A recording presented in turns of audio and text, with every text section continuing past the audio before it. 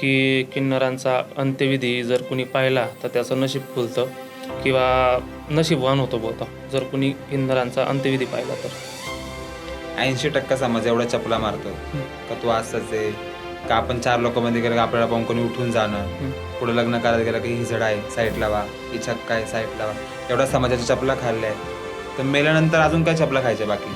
आशीर्वाद लागतो तुमचा. आशीर्वाद मनापासून लागतो. एक आशीर्वाद माझ्या खानदेशसाठी, माझ्या महाराष्ट्रासाठी. म्हणत नाही काय गोष्टी. मी 7 वर्ष प्रेम केलं, एवढ्या त्या गोष्टी सहन केल्या, त्याचा मार सहन केलाय, खूप काय गोष्टी सहन केल्या मी. अगदी प्रभू श्री रामचंद्र ज्यावेळेस वनवासाला गेले त्यावेळेसपासून किन्नरांचा उल्लेख होतो. मायथॉलॉजीमध्ये जे ब्रह्माजी होते त्यांचे मुलंही किन्नर होते असं म्हटलं गेलेलं आहे. त्याच्यानंतर शिखंडी राजा होते, शिखंडी, त्यांनाही किन्नर संबोधलं जातं. आणि त्याच्यानंतर जर मुघल काळात गेले, आय थिंक निजामशाहीच्या वेळेसही हैदराबादमध्ये मोठमोठ्या कोठ्या आहेत किन्नरांच्या. ते एक विशेष सलाहकार होते, काही राजे होते, काही जे दरबारी होते ना ते दरबारी राहायचे किन्नर. आणि जेव्हा राजे लोक युद्धाला जायचे ना तेव्हा त्यांच्या राणींना सांभाळायचं काम किन्नर करायचे. आणि काही काही वेळेस आता कर्नाटक महाराष्ट्रामध्ये पुष्कळ मंदिरं असे आहेत जिथे किन्नर लोक देवपूजा वगैरे करतात.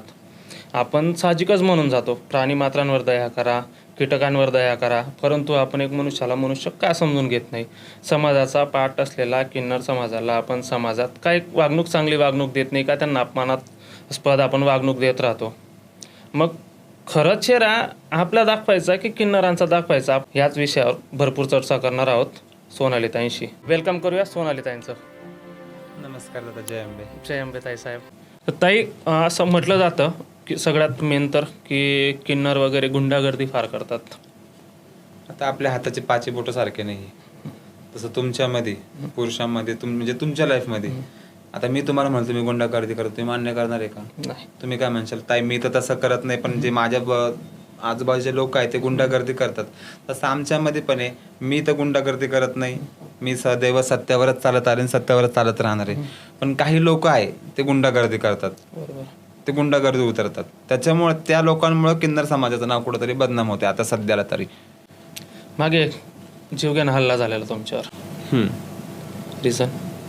रिझन हेच, कमी वयामध्ये जास्त प्रगती झाली. सर्वजण सोनाली ताई, सोनाली आई, खानदेशच्या पब्लिकनी, महाराष्ट्राच्या पब्लिकनी खूप प्रेम दिलं. आई सप्तशृंगीच्या आशीर्वादाने खूप सारं प्रेम भेटलं आणि खूप ठिकाणी इव्हेंट्स यायला लागले. खानदेश इंडस्ट्रीजमध्ये सॉन्ग भेटले मला कानबाईचे, सॅड सॉन्ग भेटलं, म्हणजे खूप सारी प्रगती झाली. तेच काय आपल्याच लोकांना बघावलं नाही गेलं. मग कुठंहीचा काटा काढायचा, कुठं कसं काय करायचं, तुम्ही या गोष्टी माझ्यासोबत घडल्या. इतकं झालं की तुमच्या जीवाला धोका निर्माण झालेला, हॉस्पिटलाइज होते तुम्ही, हॉस्पिटलला होते. केस वगैरे झाली कदाचित तुमच्यावर? माझ्यावर केस झालेली. मी 25 दिवस कारागृहामध्ये पण होते. आत्ता 25 दिवस 25 दिवस कारागृहामध्ये होते. खरं कारागृहाची व्यवस्था? कारागृहाची व्यवस्था तर सामान्य माणसासाठी खूप कठीण आहे. पण जे म्हणतं ना कर्म आपले, तुम्ही कर्म करा, कर्माचे तुम्हाला फळं भेटतील, तसं माझ्यासोबत मध्ये घडलं आहे. माझे कर्मावर माझ्यावर विश्वास एवढा होता की मी जे बाहेर कर्म केले त्या कर्मांचं फळ मला आतमध्ये भेटलं, का माझे हाल नाही झाले मध्ये. कसं राहतं? वेगळी व्यवस्था होती ट्रान्सजेंडरची व्यवस्था वेगळी व्यवस्था आहे. हो. म्हणजे आपल्या जो बाहेरील समाज आहे त्याच्यापेक्षा जे जेल प्रशासन आहे ते जास्त सुधारलेलं आहे. कारण मी संडास बाथरूम पाहतो ना, मेल फिमेलच राहतं. मी ट्रान्सजेंडर वॉशरूम अजूनपर्यंत नाही पाहिले. एक कधीतरी पाहिला आहे, मथुरामध्ये पाहिला आहे फक्त, बाकीचे असतील. ट्रान्सजेंडर शौचालयगृह पण सरकारकडून मान्यता झालेली. पहिले तर तेच झाले, जे पाहिजे त्याने झाले मान्य. पहिले शौचालयाचं मान्यता झाली. सरकार त्या गोष्टीत आघाडीवर आहे. ज्या गोष्टी तुम्हाला हव्यात ना त्याच्यासाठी लटकून ठेवलं, मतं कुठून भेटणार आहेत त्यांना? शौचालय पहिले मान्यता झाले, ज्या गोष्टी आम्हाला पाहिजे त्या अजून मान्य नाही झाल्या. तुमचं जे वादविवाद सध्या चाललाय सोशल मीडियावर, न्यूजवर, त्याच्यावर, बरोबर, तुमच्या आपापसामध्ये भांडणं चालू आहे. आता हे सगळं वर्चस्वाहून वाद आहे, पण याला एक वळण काय दिलंय हिंदू मुसलमानाचं. बरोबर. आणि समोरच्यांनी काय केलंय, आपले एकदम प्रत्येकाच्या मदतीला धावून येतात. सकल हिंदू समाज आपला, त्यांच्यावर तर माझा पण भरपूर विश्वास आहे. फक्त त्यांची दिशाभूल करून टाकली. बरोबर. सकल हिंदू समाजाची. आणि मी जन्मता मराठा आहे, मी जन्मता हिंदू घरात जन्म घेतलाय, मला पण बोलले तुम्ही जिहादी आहे, म्हणजे मी सोनाली जिहादी. आता कोणत्या दर्ग्यावर जर गेलं तर आपण जिहादी झालो का? नाही, पुष्कळ लोक जातात दर्ग्यावर. आणि पहिली गोष्ट ते किन्नरांना कोणता जातपात धर्म नाहीये. जेव्हा किन्नर घर सोडतो तेव्हा कोणी समोरचा व्यक्ती जातपात त्याला मध्ये घेत नाही. जातपात आहे सामान्य माणसामध्ये, किन्नरांमध्ये कोणतीही जातपात नाही, धर्म नाही, काही नाही. तरी आम्ही हिंदुत्वाला मानतो आणि हिंदुत्वाला मानतच राहणार. मी तर हिंदू पहिले पण होते, आता पण हिंदूच आहे. पण मग तुम्ही हिंदू असून आता मला का बरं टार्गेट करताय? मग तुमचा मेन पॉईंट काय होता? बाजार मागण्याचा, बधाई मागण्याचा, सगळ्या काय गोष्टींचा तुमचा पॉईंट होता. तुम्ही तो पॉईंट का पुढे आणला नाही? तुम्ही हिंदुत्वाला का बदनाम केलं? म्हणजे हा पूर्ण राडा जो झालेला तो मागण्यावरनं झालेला, पैशांवरनं. त्याच्यामुळे तुम्हाला फक्त टार्गेट केलं गेलं. इव्हन मी पाहिलेलं आहे की तुम्ही दरवेळेस हिंदुत्वासाठी आवाज उठवता. मागे नाशिक जिल्ह्यामध्ये एका लहानशाची मुलीवर अत्याचार झालेला, तेव्हा पूर्ण सगळ्यात आधी किन्नर समाजाने आवाज उठवलेला. मागे एक भाऊ आहे धीरज परदेशी, याच्यावर हल्ला झालेला, त्या भावाचा मृत्यू झालेला. त्याच्यात तुमची रील होती, तुम्ही त्याविषयी आवाज उठवलेला. तरी तुम्हाला काय केलं जातं? टार्गेट आहे मी की तुम्ही हिंदुत्ववादी नाही आहात म्हणून. आता या गोष्टीत पूर्ण राजकारणच आहे ना आमच्यामध्ये. पण आपापसातच एवढे वाद पेटले किन्नर समाजाचे. त्रेतायुगात प्रभू श्रीरामचंद्रांच्या वेळेस तुमचा उल्लेख येतो. तिरुविल्लापुरम काहीतरी तामिळनाडूमध्ये एक जिल्हा आहे, तिरुविल्लापुरम. हां, तिरुविल्लापुरम. तिथे एक अक्षरशः 18 दिवसांचा एक मोठा उत्सव चालतो. भगवान रावण देव यांचा मंदिर आहे तिथे एक उत्सव चालतो फार मोठ्या प्रमाणात. एवढं सगळं असूनही तुमचा आशीर्वाद लोकांना चालतो. एक सेल्फी घेण्यासाठी सोनालीताई सगळ्यांना चालते. तर एक समाजात मुख्य प्रवाहात का तुम्हाला अजूनही लोक ॲड केले जात नाही किंवा सरकारकडनं तुम्हाला अजूनही मूलभूत सुविधा भेटल्या जात नाही? इव्हन आय थिंक मला असं माहिती आहे की तुम्ही प्रॉपर्टी नाही घेऊ शकत. तर काय म्हणणं पडतं तुमचं याच्यावर? का तुम्हाला असं डिवसलं जातं या गोष्टीपासून? या गोष्टीमध्ये ना जशी आपल्या माणसांची एकी लागते तशी अजून किन्नर समाजाचीच एकी नाही आहे. आपापसातच एवढे वाद पेटले किन्नर समाजाचे. नाशिकमध्येच नाही, ऑल ओव्हर पूर्ण महाराष्ट्रात, पूर्ण भारतात किन्नर समाजाचे वाद पेटले वर्चस्वासाठी. बरोबर. आपले दुश्मन झालेले, जे एका ताटात खाल्लेले होते, ज्यांना आपण घासातला घास भरवला, तेच आपले दुश्मन झालेले. जेव्हा आपल्यातच एकी नाहीये तर समोरचं मग काय म्हणणार आहे सरकार? जे सरकारी मुद्द्यांवर घेऊन बसले किन्नरांसाठी, जे काही पण का आम्ही किन्नरांसाठी काम करू, तेव्हा तेच समोरचे लोक मजा बघतात की यांच्यामध्येच एक, त्यांना काय सुविधा द्यायची आपण. राजकारणी वगैरे कधी पुढे नाही आले तुमच्यासाठी? नाही. म्हणजे त्या लोकांचं असं होऊन गेलं, जे तुमचे लोक जे तुमच्या विरुद्ध हे करताय, जे कुणी असतील राजकारणी लोकांचं पण म्हणणं काय आहे, सोनालीताई तुमच्या आपापसामधले वाद आहे, तुम्ही आज भांडशाल उद्या गोड होशाल, वाईट हो आम्ही. त्याच्यामुळे आम्ही पण त्यांना दादांना एकच बोललो, समोरचे कोणी पण आहे त्यांना आपण एकच बोललो, फक्त तुमची साथ असू द्या आमच्या मागं. म्हणजे लोकांचं कसं होऊन गेलं माहिती आहे का, की आपले जर राहिले ना, आपली गाय राहिली ना, तिला चाराने टाकणार पण दुसऱ्यांच्या कुत्र्याला भाकर टाकतील, असं लोकांचं होऊन गेलं सध्या. काही अफवा वगैरे, नक्कीच समाजाचा विषय, अफवा वगैरे फार प्रचलित आहेत. ठीक आहे, पुष्कळदा बोलणं झालेलं आहे त्यांचं दुसऱ्या पॉडकास्ट इंटरव्ह्यूवर. तरी एकदा विचारावं असं वाटलं मला तुम्हाला, की काही जे अंधश्रद्धा किंवा अफवा आहेत तुमच्याबद्दल, ज्या आहेत तुमच्या समाजाबद्दल, की किन्नरांचा अंत्यविधी जर कुणी पाहिला तर त्याचं नशीब फुलतं किंवा नशीबवान होतो बोलतो जर कुणी किन्नरांचा अंत्यविधी पाहिला तर. इथं आम्ही आमच्या आयुष्याला एवढं रडलेलो आहे, तर आमचा अंत्यविधी पण कोण खुश होणार आहे? मग का आम्हाला असं एवढ्या दिवसात, तर मी मला अजून आठवती नाही कुणी सांगितलं असेल किंवा मी स्वतः कधी पाहिला नाही अंत्यविधी. अफवा, या गोष्टींवर काही विश्वास नाही आहे. किन्नरांचा अंत्यविधी जसं नॉर्मली तुमचा अंत्यविधी होतो तसाच सेम पद्धतीने आमचा अंत्यविधी होतो.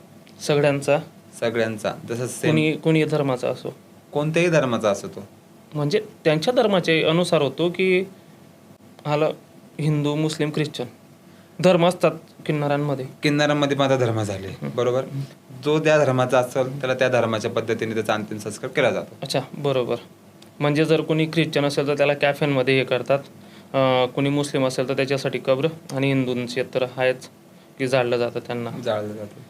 तर असं म्हटलं जातं की किन्नरांना बुवा काहीतरी क्रिया वगैरे, म्हणजे काही विधी वगैरे केली जाते, त्याच्यानंतरच मोक्ष भेटतं, त्याच्यानंतर तोंडाला काळं भासलं जातं, चपलेने मारलं जातं. चुकीचं आहे, सगळी चुकीचे. त्याच्यामागे रिझन असं म्हटलं जातं की एवढे कंटाळलेले राहता तुम्ही तुमच्या आयुष्याला, की असं सांगता की हे आयुष्यात जा रे बाबा तू, म्हणजे निघाला या दलदलमधनं, पुन्हा नको ये जो या आयुष्यात. लोकांनी जिवंत असताना एवढ्या चपला मारल्या समाजाने. 80% समाज एवढ्या चपला मारतो का तू असंच आहे, का आपण 4 लोकांमध्ये गेलं का आपल्याला पाहून कोणी उठून जाणं, कुठं लग्न करायला गेलं की ही झड आहे साईड लावा, ही छक्का आहे साईड लावा, एवढ्या समाजाच्या चपला खाल्ल्या आहे. तर मेल्यानंतर अजून काय चपला खायच्या बाकी? फक्त मन एवढंच म्हणतं मरताना का हा जन्म पुन्हा नको. तुम्ही खरंच मुलं पळून नेता? आजवर मी तर बघितलं नाही कोणत्या किन्नरांनी मुलं पळवलं. ऐकलेला प्रश्न आहे की मोस्ट ऑफ सगळ्यांना जास्त करून तेच घाबरवलं जातं. नाही मुलं वगैरे कोणी पळवत नाही किन्नर लोक. उलट आत्ताची सिच्युएशन अशी आहे का किन्नर लोक उलट मुलांचं पालन पोषण करतात. एका सख्या आईप्रमाणे एक मातृत्व त्या मुलांना देतात. काही किन्नर जे आहेत देह व्यापारी करतात. पुष्कळचे आरोप लागलेले आहेत, पुष्कळचे व्हिडिओ वगैरे मध्ये पाहिले जातात. तर ते कोण राहतात किंवा त्यांना का गरज पडते असं सगळं करायची? आता प्रत्येकाची लाईफ आहे, प्रत्येकाला स्वातंत्र्य आहे. पण माझं तर एकच म्हणणं आहे, देह विक्री करण्यापेक्षा आपल्या समाजामध्ये बाजार वगैरे मागतात. नाही बाजार मागतात तर आपण स्वातंत्र्य, भारताचे स्वतंत्र नागरिक आहे. आपण कामधंदा पण करू शकतो, एज्युकेशन करून आपण चांगल्या नोकरीला लागू शकतो. तुम्ही ते करा ना. त्याच विषयी मी आवाज उठवला होता का नाशिकमध्ये देह विक्री व्यवसाय हा बंद झाला पाहिजे. मीच नाही, माझ्या गुरुनी यांनी पण सगळ्यांनी आवाज उठवला होता. CP ऑफिस पासून तर नॉर्मल प्रोटेक्शन पर्यंत आम्ही लेटर्स दिले. जे नाशिकमध्ये देह विक्री करायचे का ते सगळ्यांनी एकी केली आणि ते आमच्या ऑपोजिट उभे राहिले. अच्छा. आणि तेच आता आमच्या विषयी सगळा हे करतायत. एक फार विशेष क्वेश्चन आहे. आमच्या घराच्या बाजूला काही विशेष होत असेल, पूजा असेल किंवा काहीतरी त्यांच्या घरी काय असेल, त्यांनी घर वगैरे घेतलं असेल, काही दुकानची ओपनिंग असेल, ते आम्हाला माहीत नसतं. तुम्हाला कसं काय माहिती पडतं? बरोबर. इव्हन तुम्ही आल्यानंतर आम्हाला समजतं की अच्छा याच्या घरी काही ना काही होतंय चांगलं. नाही आता समाजामध्ये आम्ही वावरतो. आम्ही कोणाचं शुभकाम झालं, कोणाला मुलगा झाला, मुलगी झालं, वास्तुशांती असली, कोणाची ओपनिंग असली काय गोष्टीची, तर आम्ही प्रत्येक गोष्टीमध्ये फिरत असतो. का आमचा हक्क तिथं आहे मागण्याचा. बरोबर. का तुमचं जगदंबा करो चांगलं हो, जगदंबा करो तुमचं अजून चांगलं हो दादा, 501 रुपये 1101 रुपये तुम्ही आम्हाला द्या. तर तिथून गेल्यानंतर आम्ही त्याला सांगून जातो त्या समोरच्या व्यक्तीला की दादा कुठं काय झालं तर आम्हाला सांग बरं का. अच्छा. मग तो व्यक्ती पण आम्हाला सांगतो आणि आमचं समाजामध्ये कंटिन्यू वावरणं असतं. त्याच्यामुळे आम्हाला या गोष्टी कळतात. तुम्ही सांगताय 500, 1000, 1100. नाही, आम्ही एवढ्या मेहनतीने मुलं जन्माला घालतो आणि तुम्ही येऊन डायरेक्ट सांगता 10,000 दे, 15,000 दे. नाही दिले तर आम्ही त्याला श्राप देऊ आणि तोही आमच्यासारखा होईल. चुकीचं आहे. आपला हक्क आहे 10, 5, 501, 1100. समोरच्याची कॅपॅसिटी किती तेवढा आपला हक्क आहे. इव्हन आपण आशीर्वाद त्या लेकराला द्यायला गेलोय तर ते त्यांच्या स्वकुशीने आपल्याला किती पण देऊ, तर आपल्या त्यात मान्यता आहे. आपण जर त्यांना आपण आपलं ठेवू 10,000 द्या, 21,000 द्या, तर ही खुल्ली दादागिरी, ही ओपनली दादागिरी. तशा वेळेस जर कोणी श्राप दिला किंवा त्याच्या फायद्यासाठी जर कोणी या गोष्टीचा उपयोग करत असेल तर श्राप लागतो? नाही लागत. कसं काय तुम्हाला श्राप लागल? तर तुम्ही तुमच्या स्वकुशीने समोरच्याला 501 देताय, जर तुम्हाला 5,000 मागतोय, मग हा श्राप कसं काय लागल? उलट तुमच्या मनाची हाय त्याला लागल का मी हिला 501 रुपये देतो तरी मला 5,000 मागती. तिथं तुमचं मनाची हाय तिला समज नाही, परंतु ते जाता जाता सांगून जाता की तुमचा मुलगाही माझ्यासारखा होईल. कावळ्याच्या श्रापाने कधी गाई मरत नाही. समोरचा जर सत्यावर आहे तर तुम्हाला श्राप लागू शकतो. जर समोरचा जर तुम्हाला 5,000 मागतोय तो श्राप तुम्हाला लागू शकत नाही. आशीर्वाद लागतो तुमचा? आशीर्वाद मनापासून लागतो. एक आशीर्वाद माझ्या खानदेशसाठी, माझ्या महाराष्ट्रासाठी. एक नाही, खानदेशकरांसाठी, पूर्ण भारतासाठी, महाराष्ट्रासाठी आमचे अनेक आशीर्वाद आहे. कसं जगदंबा आदिमा शक्ती रेणुका सप्तशृंगी करो जगदंबा, सर्वे सुखाचे राहो, निरोगी राहो, सगळ्यांचे चितलेले कामं पूर्ण हो. आणि आपला भारत अजून स्वातंत्र्य नाही आहे. आपला भारत आपण खूप काही गोष्टीमध्ये अडकलेला आहे. खूप काही गोष्टीमध्ये अजून आपल्याला कुठे काही हक्क भेटत नाही, कुठे काही आपला आवाज दाबला जातो. काही काही ठिकाणी आपण खरे असून आपल्याला खोटं सिद्ध व्हावं लागतं. ते लवकर आपल्याला स्वतंत्र भेटो, हेच माझी जगदंबाचरणी प्रार्थना आहे. कधी असं खराब वाटलंय काहीतरी जे समाजाविषयी किंवा काही लोक जे बोलतात छक्का, ही जडा वगैरे ऐकून तुम्हाला खराब वाटतं? पुष्कळदा आम्ही नॉर्मल लाईफमध्ये ऐकतो काहीतरी जर असं काहीतरी केलं ना किंवा नाचायला वगैरे, नाचणाऱ्यांनाही तसं बोललं जातं. पुष्कळदा मनोरंजन करणाऱ्यांना पुष्कळदा तसं बोललं जातं. कमी शक्तीचे लेखले जातात तुम्हाला. एक ते नाव दिले समाजाने, बायल्या, छक्क्या, हे जडा. नाही तर आम्ही पण बाईपेक्षा कमी नाही, आम्ही पण माणसापेक्षा कमी नाही. जे तुमच्या अंगात ताकद आमच्या अंगात आहे. जर आपल्यावर आलं तर आपण काही पण गोष्टी फेस करू शकतो. ताकद तुम्ही तुमची पाहिली आहे जेव्हा ते नाशिक पंचवटीमध्ये ते एक झालं होतं. काय होता तो किस्सा? तो किस्सा असा होता, तो व्यक्ती जे आता माझ्या ऑपोजिट उभे सगळे, त्याच व्यक्तीमधला एक ते होतात तो फुलबाजार मागायला गेलेला. फुलबाजार मागायला गेला तर तो आपण फुलबाजार माग, तुला मागायचंय फुलबाजार काय कोणाच्या बापाचा नाही, नाशिक मधला कोणता बाजार कोणत्या बापाचा नाही. तुम्ही कुठं पण काही मागू शकतात, पण मागण्याची काही लिमिट असते. तुम्ही 5 रुपये घ्या, 10 रुपये घ्या. तुम्ही जर तुझं बाह्य लिंक काढून बायांना दाखवून तू म्हणतोय का मी बघ कसं आहे काय, तू 50 दे, 100 दे, 200 दे, तर ते बाया सहन करणार आहे का? आणि फुलबाजारच्या बॅक साईडलाच माझं घर आहे, राहतं घर माझ्या आई वडिलांचं. तिथं डायरेक्ट मला लोक घ्यायला आले, कसून आलं ते तुम्ही चला फुलबाजारामध्ये एक जण खूप तमाशे करतोय. नाही, ही प्रथा कुठून चालू झाली की देताय का साडी उठाव? देत आहे का साडी उठव म्हणजे आता इज्जतीला जपणारे किन्नर तर असे करत नाही, देत आहे का साडी उठव. पण करतात. जे पोटावर पडले ते डायरेक्ट म्हणता देणे तर बघ खाली काय आमचं खाली काय, तसं पुष्कळ जण करतात. करतात. मोस्ट ऑफ ट्रेनमध्ये जास्त करून होते. करतात. त्यांच्यामुळे किन्नर समाजाचं नाव बदनाम झालंय. बहुतांश लोकांमुळे अशा वागण्यामुळेच किन्नर समाजाचं नाव बदनाम झालंय. इव्हन मी पुष्कळदा पाहिलंय, सकाळी 7 वाजेला ते येऊन बसतात बाजूला, तोंडाचा स्मेल येतो त्यांचा ड्रिंक वगैरेचा. तर मेन बदनामी आय थिंक मला वाटते किन्नर समाजाची तिथे जास्त होते. तर काय सांगणार तुम्ही तशा व्यक्तींविरुद्ध, किंवा असं काही तुमच्यात नसतं का असं नियम वगैरे की त्यांना आळा घालू असं काहीतरी? आमच्यामध्ये नियम असतो, जे नियमामध्ये बांधणारे लोक आहेत ते नियमामध्ये बांधले जातात.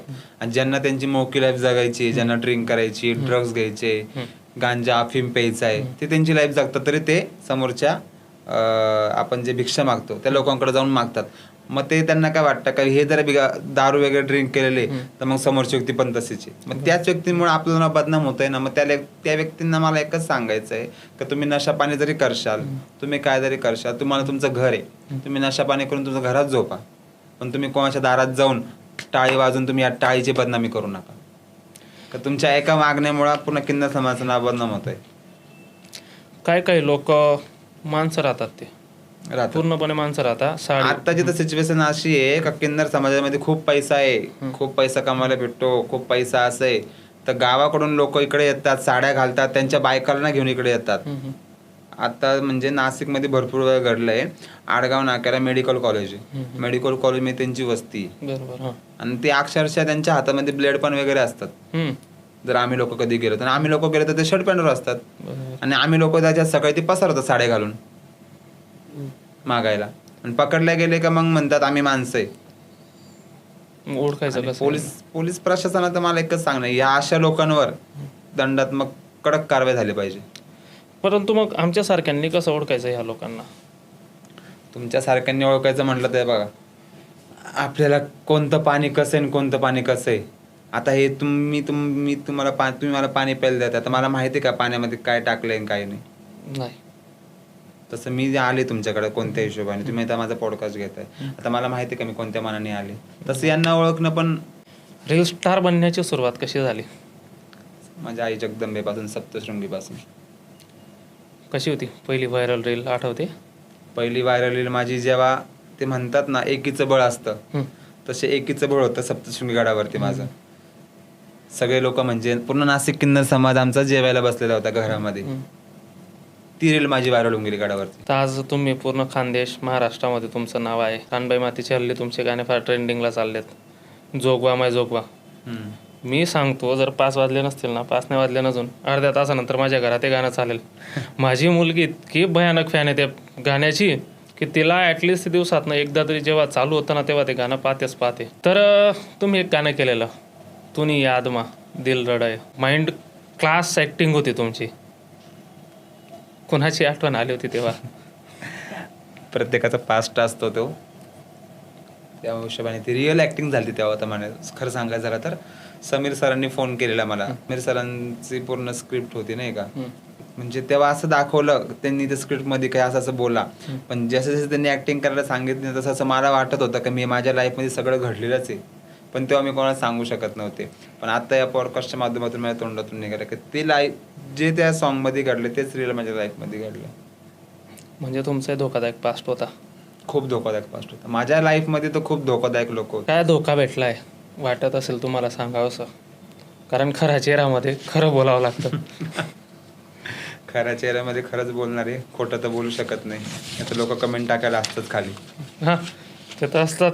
परंतु मग ते विचारांचं मग मी त्यांना वाईटही नाही म्हणत. कमेंट जे करतात ते ठीक आहे, सभ्य भाषेत कमेंट करा.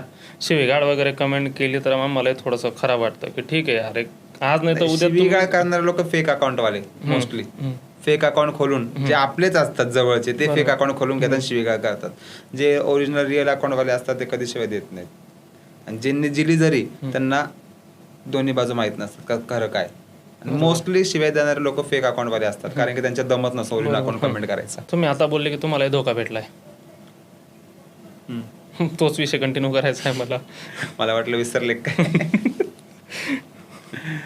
धोका सगळ्यात गोष्टीत भेटलाय मला. प्रेमात पण धोका भेटलाय, मैत्रीत पण धोका भेटलाय. जे जे गोष्ट मी निभवलंय त्या प्रत्येक गोष्टीत मला धोकाच भेटला आत्तापर्यंत. या सगळ्या धोक्याच्या हे सगळे धोके सहन करून मी या स्टेजपर्यंत पोचले. चला पहिली गोष्ट प्रेमात धोका खाल्ला, ठीक गोष्ट आहे. माणसाने मैत्रीत पण धोका खाल्ला, माणसाने गुरुचेल्याच्या नात्यात पण धोका खाल्ला. प्रत्येक गोष्टीमध्ये धोका सहन करत आले मी. आणि आता तर मला असं वाटतंय का देवाने मला धोका सहन करण्यामध्ये ठेवलंय.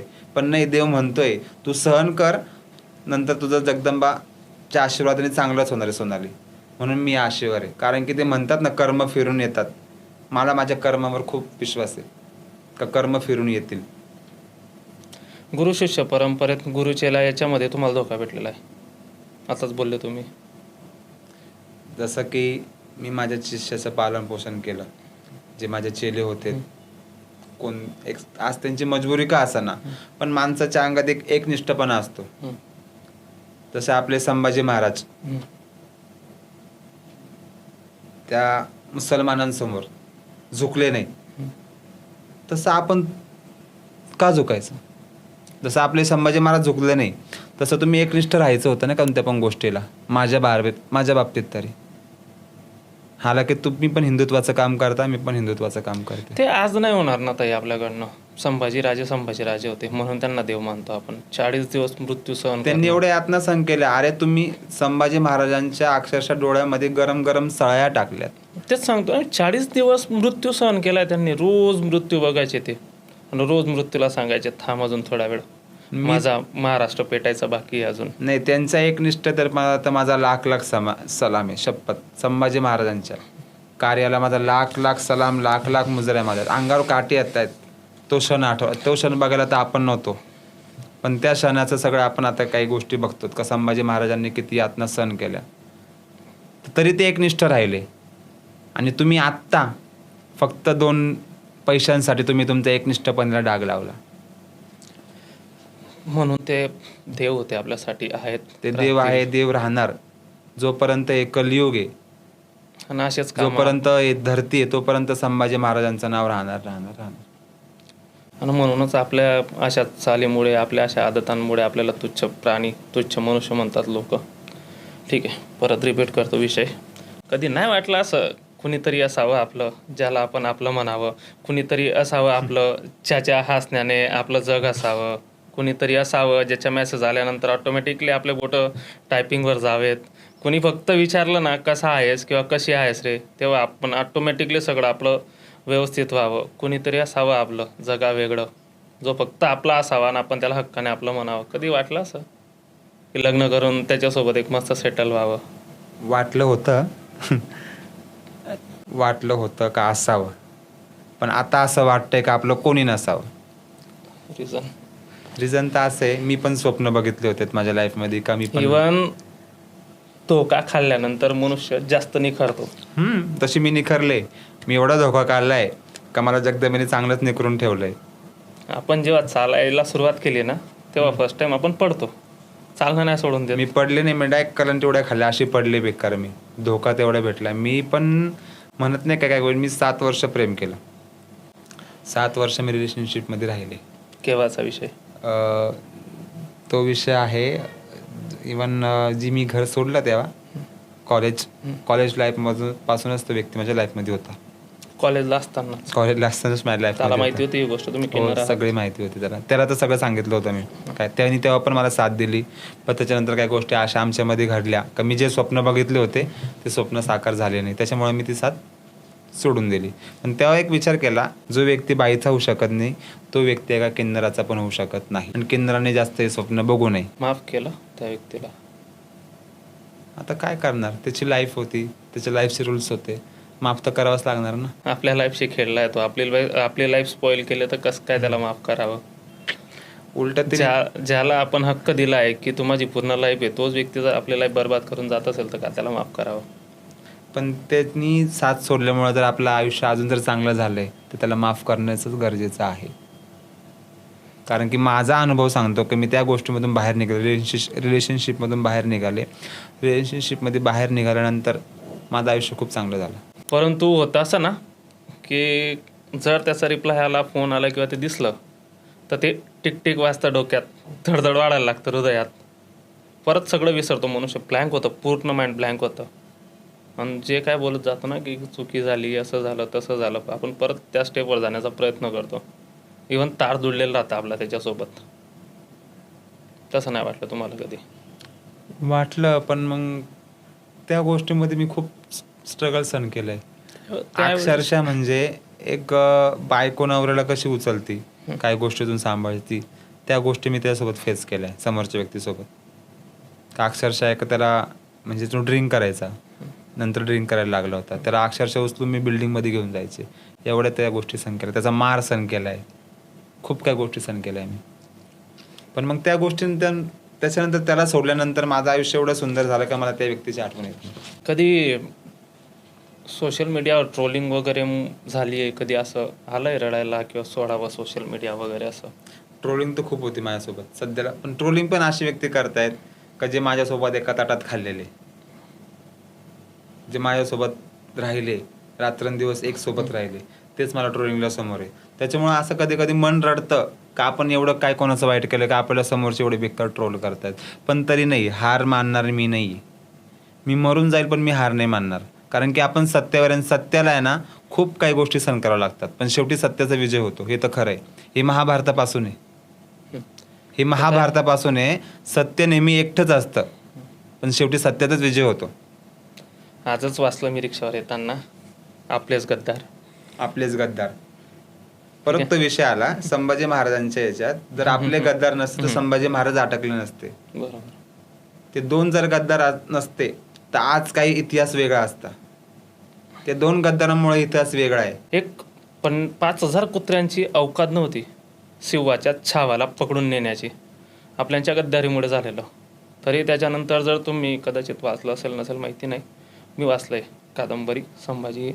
त्यावेळेस ज्या हिशोबाने वर्णन केलं त्यांनी देसाईंच्या वाड्यात, आय थिंक ते झालेलं की संभाजी महाराजांवर जर कुणी इकडून काहीतरी दोरखंड वगैरे फेकायचे ना तर ते 4 जणांना संभाजीराजे एका हातात बकाट्यासोबत उचलून डायरेक्ट त्या भिंतीला फेकायचे.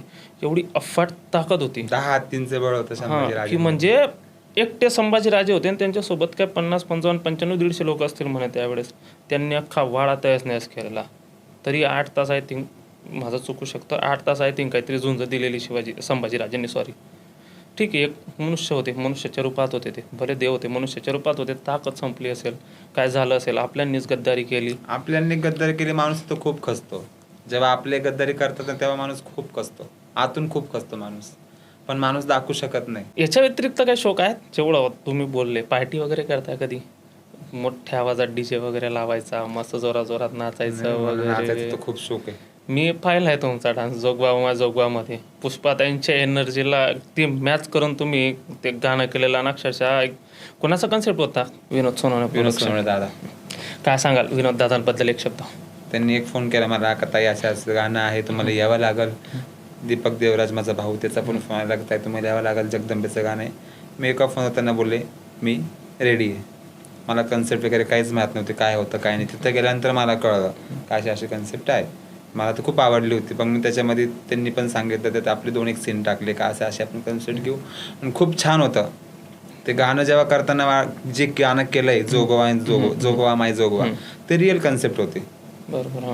का एका मुलीचा तुम्ही अत्याचार करताय 4-5 जण मिळून, जेव्हा ती मुलगी जगदंबेचं रूप अवतार घेते, एक तलवार आपण तिच्या हातात देतो, तेव्हा ते तुम्ही तुमच्यासारखे 400 जण जरी आले तुम्हाला ती कापू शकते, कारण की तुम्ही तिच्या इज्जतीवर हात टाकलेला असतो. आयंबेचं रूप धारण करते.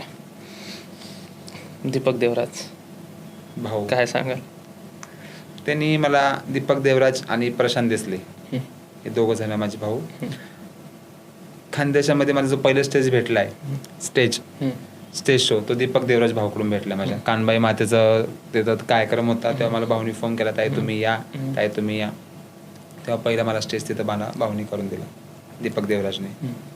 तेव्हापासून अजून खूप प्रचिती वाटली, खूप लोक ओळखायला लागले. मग तेव्हापासून जगदंबाच्या आशीर्वादाने अजून चांगली रुटीन बसून गेली. अगदी गोड आवाजाचे धनी आहेत दीपक दादा.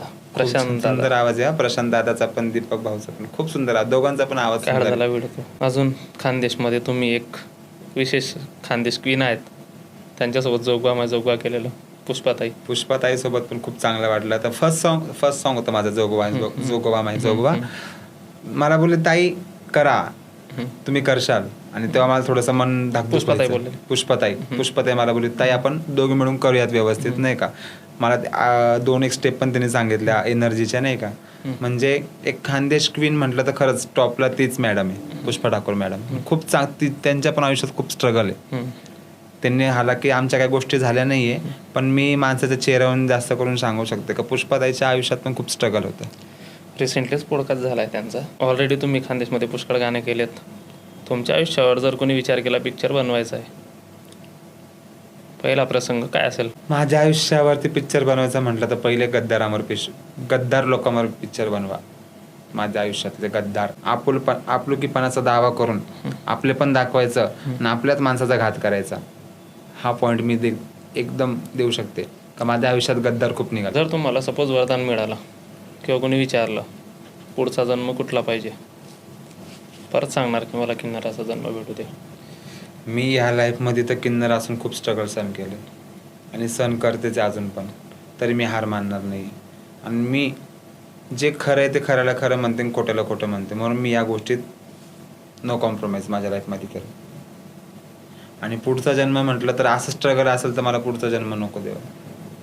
स्ट्रगल प्रत्येकाचं राहतं, पण एवढं माझ्या लाईफमध्ये एवढं स्ट्रगल, मी स्वतःला विचार करते कधी कधी एकट्यात बसल्यावर का सोनाली देवाने तुला काय एवढं दिलंय का तू एवढं स्ट्रगल सहन करते प्रत्येक गोष्टीचं. आता सध्याला मला काही गोष्टीचं फ्रीडम नाही आहे. आता सध्याला जसं मला लाईफ जगायची माझी तसं मला फ्रीडमच नाही ना. कोणत्या पण गोष्टीवर काही पण कारनामे होऊन खोटे गुन्हे दाखल होतं, डायरेक्ट इनडायरेक्टली खोटे गुन्हे दाखल होत आहे. त्या गुन्ह्याची पडताळणी नाही, काही नाही, डायरेक्ट खोटे गुन्हे दाखल होत आहेत. परंतु परमेश्वर असं म्हणतं की अन्याय नाही करत. दोघं पारड्या समतोल ठेवलेत परमेश्वराने. अख्खा महाराष्ट्र तुम्हाला असताय म्हणतो. अख्ख्या महाराष्ट्राचं प्रेम भेटतंय तुम्हाला आज. ते जगदंबाचा आशीर्वाद आहे, अख्खा महाराष्ट्राचं प्रेम मला भेटतंय. आणि ना मी कोणाला सांगत नाही का मी खरी आहे, जनतेला दिसतं कोण खरं आहे कोण खोटं आहे. पहिल्यांदाच मी नाशिकमध्येच किन्नर ट्रेनमध्ये मागताना नाही, रस्त्यांवर आंदोलन करताना पाहिलेले आहेत. पहिल्यांदा तो ताडीचा आवाज आहे ना, टाळ्यांचा आवाज आम्हाला कानाला आवडलेला आहे. तर तुम्ही स्वतःच्या समाजासाठी कधी आंदोलन केलं किंवा काही आहेत सरकारकडे मागण्या ज्या सरकारने पूर्ण कराव्या? आम्ही सरकारकडे मागण्या पण केल्या आहे. आमच्या स्मशानभूमीसाठी मागणी केली आहे, आमच्या मठ मंदिरसाठी मागणी केली आहे. प्रोसेस चालू आहे. बहुतांश जिल्ह्यामध्ये मागणी प्राप्त झाली आहे, पण नाशिक किन्नर समाजामध्ये वाद असल्यामुळं सगळे लोक मजा घेतात. काय सांगाल? शेवटचा प्रश्न जे माझ्या प्रश्नांमध्ये आलं नसेल त्याच्या व्यतिरिक्त काही तुम्हाला असं काय सांगायचं आहे? मला तर एकच सांगायचं आहे का जिथं खऱ्याची बाजू असेल ना तिथं कोणताही भय मनात न घेता तुम्ही सत्याच्या बाजूने उभे राहा. ते आमचा असो का सामान्य माणसाचा असो, तुम्ही आज नाही तर उद्या तुमच्या सत्याचा विजय होईल. आज नाही तर उद्या शेवटी सत्याचा विजय होईल. त्या गोष्टीमुळे मी एकटी जरी उभे राहिले ना तरी मला माहिती आहे मला कुठं जायची पण गरज नाही. जगदंबाच्या आशीर्वादाने मला 10-5 रुपये घरात बसून भेटतात. मला तुमच्यासारखे मला तर सोनताई 10-20 रुपये मला आशीर्वाद द्या. पण मी गप्प बसले, जर माझे गुरु जर गप्प बसले, सारिका गुरु माझे गुरु जर गप्प बसले तर मग दुसऱ्या किन्नरांचं काय होईल? मग समोरच्याला हेच होईल ना का आम्ही खोटे असून आम्ही जिंकलो. त्याच्यामुळं शेवटच्या श्वासापर्यंत लढत राहा, शेवटी विजय सत्याचाच होणार. हेच मला सांगायचं. किन्नर लोकांमध्ये का असाना आणि सामान्य जनतेला का नसाना. खूपच छान पॉडकास्ट झालेला आहे दादांनो. ताई साहेब काय सांगणार ऑडियन्सला? मी एकच सांगेल का आज आमच्यामध्ये वाद लागले, मी तर खऱ्याचीच साथ देते. आणि सामान्य माणसामध्ये पण वाद होतात, का जिथं पण वाद असेल तिथं तुम्ही सत्याची साथ द्या. उशिरा का व्हायना सत्याचा विजय होतो. हे महाभारतापासून चालू आलेलं आहे, ते आतापर्यंत तेच आहे. उशिरा का व्हायना सत्याचाच विजय होतो. आणि अजून ऑडियन्सला एकच सांगेल का जगदंबा करू सगळ्यांची लेकरं बाळं सुखाचे राहो, सगळ्यांचे कामधंदे व्यवस्थित चालो, सुखरूप चालो, सगळ्या रोगराईपासून सगळे दूर राहो ही जगदंबाचरणी प्रार्थना. आणि माझ्या या लाडक्या भावाने खूप छान असा पॉडकास्ट घेतला आहे आणि याच्या चॅनलला सबस्क्राईब करा. आणि पॉडकास्ट खूप सुंदर झालं आहे, पूर्ण पॉडकास्ट बघा. आणि काही चुकलं असेल तर मायबापांनो खरंच मला मनापासून माफ करा. जय अंबे, जय श्री महाकाल, राधे राधे. जय अंबे. अक्षरशः आमच्या पंचवटी कारंजाला मी पुढं आणि माझ्या पप्पा माझ्या पाठीमागं हातामध्ये चाकू घेऊन होते. पहिली रात्र ती माझी स्टेशनवरच झोपली. त्या दिवशी मी घरातून पळाले वडिलांच्या धाकाने, तेव्हा मला खूप मारलेलं होतं.